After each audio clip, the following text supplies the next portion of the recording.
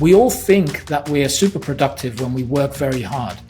But what happens at some point is that you start like actually not doing anything anymore. You think you're working and you are doing things, but nothing's really being produced anymore. You're listening to 15M Mastery, a show that empowers you with insights from the leading iGaming experts to enhance your personal or business performance. The show is brought to you by tech-driven affiliate and media company Already Media, and supported by the AI-powered data analytics platform Blask. Yo Investments, a fund manager investing in outstanding people who are disrupting the iGaming, fintech, and crypto industries. And BC Game, the multi-award winning crypto casino with a player-centric approach. Hello and welcome back to 15M Mastery. Today, we continue our conversation with Leo Judkins, diving into the second pillar of sustainable high performance, maximizing our productivity. In today's episode, we will explore strategies like time blocking, deep work, and eliminating distractions. Welcome back, Leo. Dima, so great to be back. I loved our previous talk about energy levels. Like, if you haven't watched that, go back because that is going to be the foundation to everything that we talk about here. So really good to be back. Thank you. Thanks a lot. What are the key signs that someone is struggling with overwhelm and poor productivity? Oh, man, I think you notice it for yourself. So it depends a little bit where the question is coming from. If it's from you as a manager and seeing that with someone that's in your team, or if it's you for yourself. So if it's for someone in your team, it's usually like the output just starts declining and declining. The solutions that they're coming up with are no longer any good. You know, they're just not thinking through problems as much. And generally kind of the entire productivity just declines. And very often that comes from a few things. Comes from a lack of energy, feeling, and a high amount of workload, and then a lack of prioritization is actually the problem. So I don't believe that there's an issue with the high amount of workload, right? There's always a ton of work. There's always more to do. As a founder, you know that all too well. It's about actually prioritizing the things that you need to do. And prioritizing, like I said in the last episode, really comes down to what you say no to. So that's with somebody in your team. So helping as a leader, helping somebody with prioritization or helping them to be able to say no, right? Because that's probably actually what that person is struggling with, not being good enough at saying no because they want to please, they want to achieve, they're a high achiever, they want to perform, they want to show that they can do whatever you put in front of them. Helping them say no is the key thing when you're noticing overwhelm with the person in your team. If it's on your own side, right? So you as a leader and overwhelm and a lack of energy and not getting anything done, it's usually a prioritization issue. So if you've heard of the Eisenhower matrix, it's a good concept, I suppose, because it's, managing between urgency and importance. But really that figure, it shows 25% in this quarter, 25% in that quarter, 25% in that, 25% in that.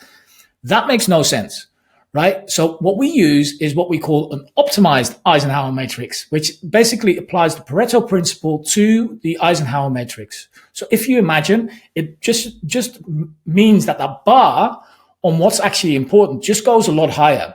80% of the stuff that you have is not important. You might feel it's important, but it's not. So you've got to actively work on raising that bar to what you find important so that the 20% that's left is split between what's urgent and what's not urgent. The stuff that's urgent, you've got to do now. The stuff that's not urgent, you're going to schedule into time blocking. And everything else, the other 80%, is going to go on your not do list. These are typically the things that you want to do, but really shouldn't be doing. I love it. You talk a lot about time blocking, and I'm a personal, that's one of my personal favorite techniques. So maybe you can talk a little bit more about time blocking and how this can be used to control your schedule when you've prioritized everything, like as you mentioned. Yeah, cool. So time blocking is super powerful. Some people find it very difficult because they feel that it creates too much rigidness in their schedule, and that perhaps they're not accommodating enough to other people because people can't, they can't book meetings anymore when you've blocked time out. And so that's actually a problem, because when you feel that you have to be accommodating to everybody, that is what creates overwhelm. That actually also creates imposter syndrome, because it means that you're trying to please everybody, and you just can't. In life, you cannot. It will just not happen. So time blocking as a principle just means that not necessarily your entire day, but you block out certain amounts, certain times of your day for your own things, your own projects, your own, or maybe you have certain time blocks for meetings with others, right? And so in terms of time blocking, some of the mistakes that people make is that they block their entire week out and then they have no flexibility. The other mistake I think that people often make is that they want to kind of almost think about their entire week and have even every single time blocked in a way that they've got control over their full calendar. Also doesn't work because unexpected things always come up. So what you want to do is, step one, is you want to think about kind of, when am I most energetic throughout the day? Am I creative in the morning or creative in the afternoon? Am I able to tick off tasks really quickly in the morning or in the afternoon? Am I better in communication in the morning or in the afternoon? Now, based on that kind of how your brain works, you then create a schedule, preferably just in an Excel file or something, where you go, okay, morning 2 hours, I'm going to do deep work, which is undisrupted, strategic work that requires a deep level of focus. In the afternoon, I'm going to do 2 or 3 hours of meetings. And then basically, once you've got that in an Excel sheet, maybe you color code it a little bit, you put that same thing in your calendar, you block out things like deep work as busy so that people can't overbook it, and you block out things like meeting requests as available so that people see it as available in your calendar. That's a really great way of doing it, because now you're on the front foot and you're in control of your calendar and your time, rather than being at the mercy of everybody else's. I really like what you just mentioned, something called deep work. I don't think that principle and the concept is studied well enough, especially in the iGaming scene. So can you talk a little bit more about it, and especially how it boosts the productivity? Because as far as I remember, and I've read it somewhere, it actually unlocks that flow state kind of your mind, where the deep work is not just becoming like a principle, but actually like a style of your thinking and the way your brain works. Yeah, so deep work is a concept that's been popularized by a guy called Carl Newport. He's got this great book about it. It's somewhere here in this bookcase, but it's yellow actually. That's why I do the color things, because I know it's yellow. I can just grab it. But yeah, he's got this great book called Deep Work, and the idea is there that you have a certain amount of time, and it doesn't really matter how much time that is, but I would say 90 minutes to 2 hours is ideal. That's what research backs as well, where you have uninterrupted time, where you work on things that are strategic or creative, or things that just require deep thinking. The stuff that the thoughts you'd probably have under a shower, or when you're going for a forest walk. That's the kind of stuff that you want to do in that deep work block. And it depends a little bit on what your role is, of course, and what kind of business you're in. But yeah, those are the type of things. And really the key there is manage your distractions. So make sure that everything is turned off, and just do one thing and one thing only. Make sure that you turn your phone off ideally, or put it in, flight mode, or perhaps just turn it around or put it in a different room. Turn off your Slack and your emails and your notifications in general, and just do that one thing. And in general, like we've discussed before, the best thing to do deep work on is analog, to do it on a piece of paper, where it's so much easier to do the thinking, but also it's so much easier to catch yourself of the trap of wanting to get distracted and wanting to do something else, because analog doesn't lie, whereas on a laptop it's very easy just to check something really quickly. So, the key to habit development in general is that you make the things that you don't want to do as hard as possible, and you make the things that you do want to do as easy as possible. And so therefore, if you can, I would do it analog.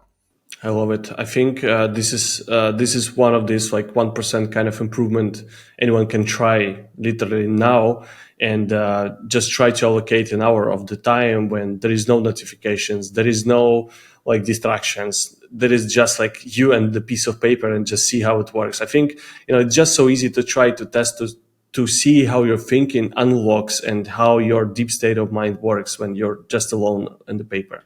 Yeah, it's called default mode. Your brain goes into default mode where it just doesn't have the stress anymore of your day to day. It's what it happens when you're under the shower or when you're ironing. Well, it doesn't happen for me when I'm ironing because I never do. But like it happens when you're basically your brain goes into default mode and it starts finding all these connections that are there that you couldn't see before. And as high achievers, one of the things that we often want to do is we want to power through that. We want to find all these solutions and work hard to get there.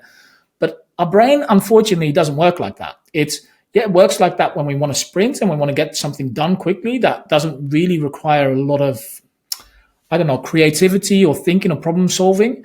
But when we want to problem solve a complex problem, we've got to unwind, we've got to, like really disconnect because that's how we see connections that we couldn't see before. And yeah, it's really important. So even if you do 20 minutes, it's great. Again, like I've said before on the previous episode, the key is not that you do the 90 minutes or 2 hours like is recommended in articles that you might Google. It's to do more than you do today. And when that's 20 minutes, that's already great. Yeah, I totally agree with you. You mentioned something which I'm thinking a lot recently about is sprint against the marathon kind of a concept, right? So we're all struggling to keep our productivity levels and the routine sustainable. So are there any habits or like principles to create a foundation for sustainable productivity? Yeah, grouping. This is where time blocking is great, right? Grouping of tasks and similar tasks so that you can sprint within that group of tasks. Like clustering is really powerful.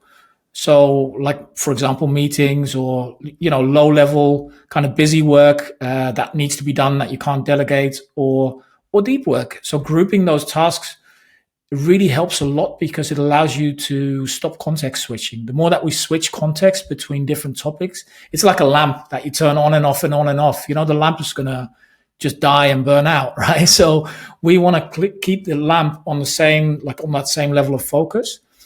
So that really helps. And then sprinting versus marathon, I think the first big thing is to be more aware of what's happening to your productivity. We all think that we're super productive when we work very hard, but what happens at some point, and it's just about being aware of it. What happens at some point is that you start like actually not doing anything anymore. You think you're working and you are doing things, but nothing's really being produced anymore. And so when that starts happening, you're actually already too late. Well, you're not too late, but you probably want to catch that a little bit earlier. And being aware of that, again, takes habits. I remember I was really overweight before, right? I lost a lot of weight. And I remember the first time I went to the gym with a personal trainer when I started on my weight loss journey. And the guy said, well, you just want to, feel this muscle here or so. I can't even remember what he said, but you're going to feel this muscle. Or you want to like tense it. Or you want to kind of. And I didn't even know how to feel that thing, because I'd never been there. I'd never been to the gym. I'd never used that muscle. And so the exact same thing is true with our mental energy. When you are not used to actually paying attention to it, it's very difficult to notice. So you practice and practice and practice. And then as you practice and you become more aware of it, you start really becoming, in tune with it. And that then allows you to recover so that you can stop your sprint, recover and sprint again. I think it leads me to my perfect next question here. How can someone recover quickly from a day when productivity falls apart? Because we all talk about these marathons, sustainable growth, etc. But if everything falls apart, what do we do? I think, there's nothing wrong with firefighting mode, right? And this is the problem with what we were saying in the beginning. When you time block your perfect calendar and you think that that's what the day is going to look like, well, you're probably in for a surprise, right? Well, you're not going to be in for it. It's always like that. There's always going to be issues and there's always going to be firefighting. What time blocking allows you to do is put you on the front foot and help you decide whether or not that's something that you can and want to do, instead of being at the mercy of it. So what I would suggest is that when things fall apart, also take a step back and think about, all right, what is the key issue here? What are some of the key issues that need to be resolved quickly? How do I prioritize that? What help can I enlist? And again, take a step back. very often we almost go into like a burning building, running like a madman, thinking I'm going to solve this. Whereas what you need to do is you first need to have a look at the building and go, all right, what kind of fire is this? Where do I need to start with extinguishing it? Do I need to break things down or need to pull out the water? Sorry for all the metaphors, but I think it helps with kind of understanding how it works. And so I think that's the key, just kind of stepping back, thinking about, all right, what strategic approach am I going to take here? And then applying that approach to your problem. Yeah, I think this is a very compelling answer. Thank you so much for sharing your thoughts, Leo. And I think this is this series is actually my personal favorite, the same as we've done last time, because all these little improvements will not only boost your productivity, but will also change your life, your health, and probably your personal things. So thank you so much for sharing everything with us. Very welcome, Dina.